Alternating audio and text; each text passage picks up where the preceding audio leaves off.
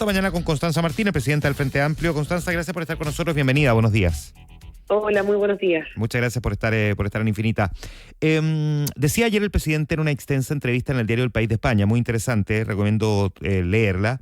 Decía, haciendo reflexiones respecto de su rol y su mirada respecto a la izquierda, cómo llega y cómo se va el del gobierno, que la izquierda que solo le echa la culpa al adversario está condenada a diluirse. Me imagino que comparte esa opinión, pero me gustaría, si es que la comparte, que profundizáramos respecto de cómo habría que entender en qué sentido esta declaración. Sí, la comparto de todas maneras. Creo que el sentido es bien profundo, es poder tratar de buscar razones también, no solo en las derrotas, sino también en la construcción de los procesos políticos en el país, de poder ir construyendo una mirada autocrítica que sirva para sacar lecciones de los procesos que uno vive, pero también entender que esto es un diálogo permanente con la sociedad y por lo tanto nunca puede estar excluida la visión de las personas como algo que solo se explica en torno al adversario, sino también en la pega que hace uno mismo, digamos. Claro, y eso es interesante porque el presidente lo que definía en esta declaración era fundamentalmente el no quedarse con una autocrítica de café en el fondo, o sea, como una mirada más bien corta respecto de las razones de por qué a uno le va como le va o a su sector político. Y ahí aprovecho de preguntarle entonces ¿cómo se han trazado ustedes la reflexión respecto de la valoración o, no sé, o evolución del mismo Frente Amplio y los resultados electorales de noviembre y diciembre? Nosotros hemos tenido un debate muy intenso que además ha podido darse en parte con la sociedad. Han podido leer documentos de militantes nuestros, hemos tenido una conversación muy honesta dentro del Frente Amplio, y creo que eso es muy relevante. Yo tengo algunos elementos que puedo compartir en la entrevista. Por lo menos yo veo tres. Muy claramente respecto a cosas que creo que son aprendizaje y que hay que revisarlo más profundamente respecto a este gobierno, que creo que es lo que rápidamente nos señalan como algo que hay que revisar. El haber perdido la tributaria fue algo que sobredeterminó el gobierno en todo el resto de los años, un poco también por la estrechez fiscal, el que hayamos también esperado la conclusión del proceso constituyente para iniciar gran parte de las reformas estructurales que se querían plantear. O sea, discutimos de reforma a las pensiones solo cuando eso se terminó, y creo que de alguna forma retrasó el inicio del gobierno en términos más materiales. De hecho, casi todas las reformas hoy día se están implementando desde hoy. Hoy día, creo que ayer se empezó a también a sentir en gran parte de los chilenos la reforma de pensiones. Y por último, creo que también tiene que ver con un problema que yo creo que eso ya es más estructural, de cómo se comunica y cómo se conversa con la sociedad de forma más directa y más efectiva. Yo creo que, por ejemplo, la derecha logró instalar la idea de que Chile se cae a pedazos de forma muy clara, muy evidente, y nosotros, en cambio, creo que ahora recién estamos logrando explicar de qué forma eso fue todo lo contrario. Sí, fue más bien que este gobierno logró estabilizar el país, logró en el fondo ponerlo de pie, y creo que ese debate, al perderlo, no es solo culpa de que el adversario lo hizo muy bien, sino que nosotros también fuimos incapaces de poder instalarlo.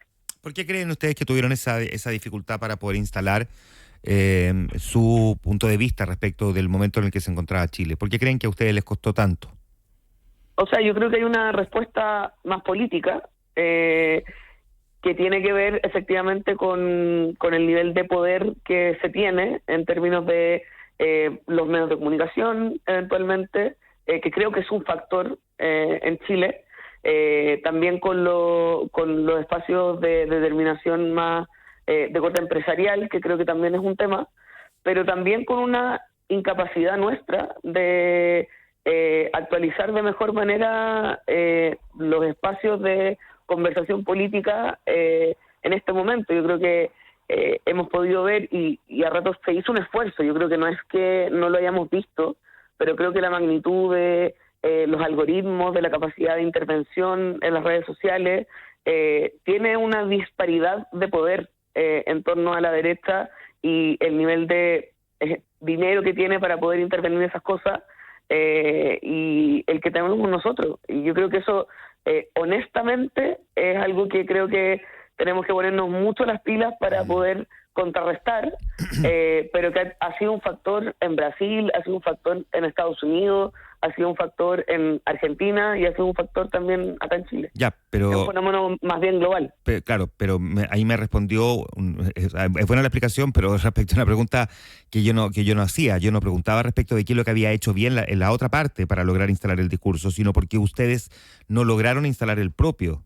¿Por qué creen que...? No, yo concuerdo, o sea, entiendo que la reflexión tiene que ver, y creo que en toda mi entrevista he sido muy autocrítica, pero también hay ciertos elementos de disparidad de poder que creo que también explican varios de los elementos, y eso no quiere decir que le echemos la culpa al resto, sino más bien en cómo uno también entiende desde dónde parte, y creo que poder expresar esas diferencias no es falta de autocrítica, sino también entender en qué medio uno se mueve, y creo que también el pensar que simplemente por ganar una elección eso está resuelto, eso también es un problema, porque la disparidad de poder existe, y creo que gran parte de las enseñanzas que yo saco de este gobierno también tiene que ver con esa disparidad de poder.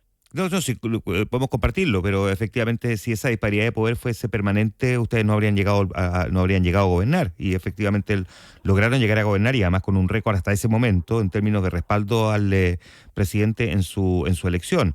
Esa disparidad de poder puede existir, pero va teniendo sus momentos, ¿no? La pregunta es, por ejemplo, si no creen que de alguna manera parte de la credibilidad del sector admirado en algún momento por la ciudadanía, como lo fue el Frente Amplio, pudo haber quedado dañado, no sé, por ejemplo, por el caso Convenios, por lo tanto que haya costado más transmitir también ciertos mensajes y que la gente se tomara con una cierta distancia lo que el Frente Amplio dijera, porque perdió credibilidad.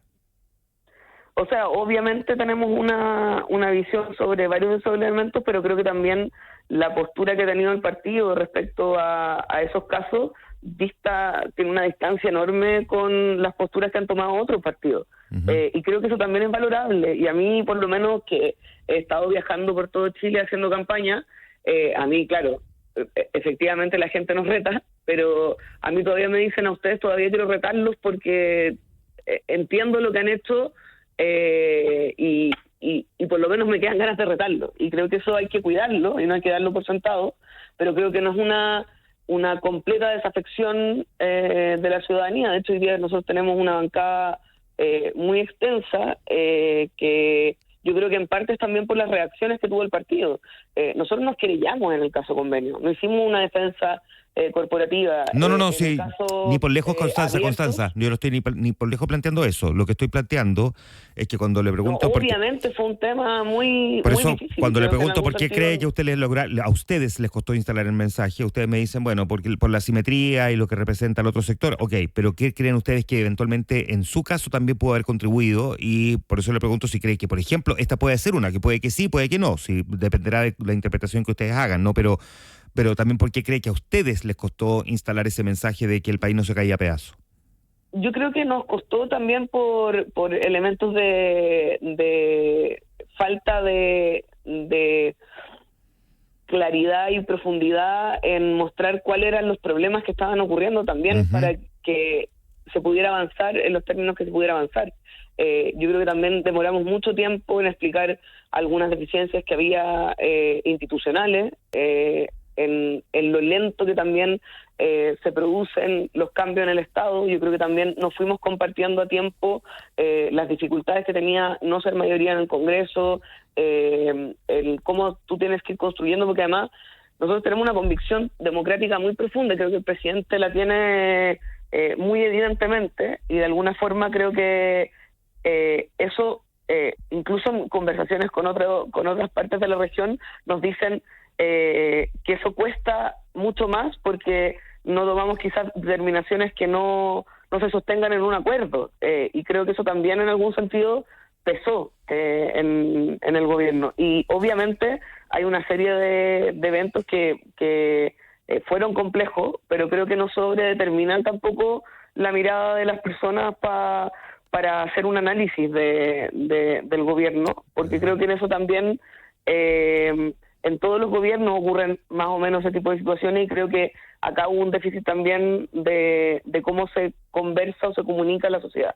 Ahora, ¿cómo se va a expresar este aprendizaje a partir del 11 de marzo, cuando pasen a ser oposición?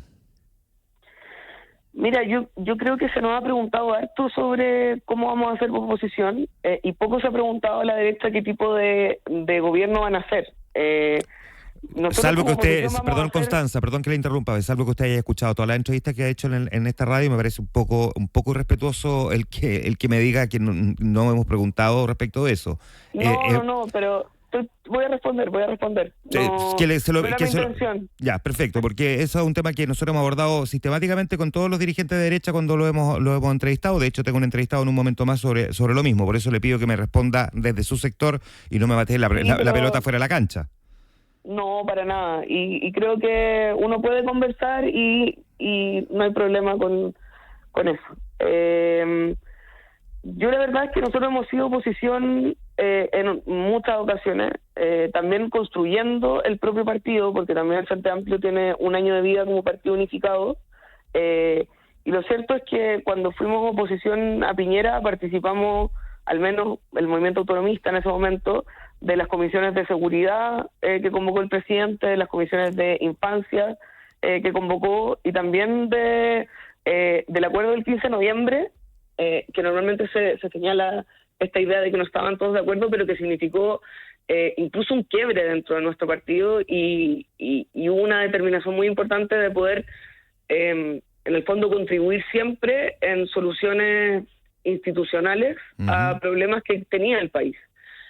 Nosotros vamos a hacer una oposición dialogante en aquellos temas que sean una invitación a mejorar la vida de las personas, obviamente, pero sí vamos a ser implacables en temas que ya desde hoy nos preocupan. O sea, el que parte de la coalición de José Antonio Kast, que además está todo el tiempo medio en disputa, plantee que la educación sexual en los colegios se tiene que acabar para poder ser parte de eso, y la gran mayoría de los casos de abuso sexual ocurren en la familia, implica un desconocimiento total de la realidad, digamos. Y a mí eso me preocupa porque creo que hay una parte de esa derecha que tiene posiciones bastante terraplanistas, en la que plantean su discrepancia con la ciencia, con la crisis climática, con los derechos sexuales y reproductivos, con las diversidades sexuales, y creo que esos son límites que uno tiene que ser bien claro, y también con lo que ya se ha mostrado, que ha sido la política internacional, en donde han sido muy serviles con Donald Trump, poniendo en riesgo de alguna forma nuestra soberanía, a mi juicio, y también con lo que señaló Jorge Quiroz, que al parecer va a ser el ministro de Hacienda, en ICARE, diciéndole a los empresarios que va a desregular todo, incluido el tema del suelo, que trajo efectos terribles en Estación Central y en varias otras comunas de Santiago, y que no son inventos nuestros, pero no puede ser que tengamos tan pocas certezas de qué es lo que va a ocurrir en marzo. Yo espero, de verdad, que haya un presidente de todos los chilenos y que haya algún tipo de espacio para poder ser una oposición que contribuya y no solo que se oponga, pero eso no depende solamente de nosotros, depende también del gobierno. Por último, Constanza, ayer vimos, mientras por un lado el presidente da esta entrevista en el diario El País, fijando ciertos derroteros bien interesantes en las definiciones políticas, incluso me atrevería a decir intelectuales en política, al Partido Comunista, haciendo su propia definición respecto de rescatar, respetar y proyectar legados como el de Fidel Castro. Dista mucho la posición del presidente Gabriel Boric respecto de lo que pasa en Cuba, que para él es una dictadura. ¿Usted siente que el Frente Amplio hoy está más cerca de la posición del presidente o del Partido Comunista? No, sin duda el presidente. A mí me representa mucho sus palabras. Perfecto. Buena conversación. Muchas gracias, Constanza Martínez, por estar esta mañana con nosotros conversando aquí en Infinita. Gracias, Juan Manuel. Un abrazo. Que esté muy bien. La presidenta del Frente Amplio, Constanza Martínez, con nosotros aquí en Infinita.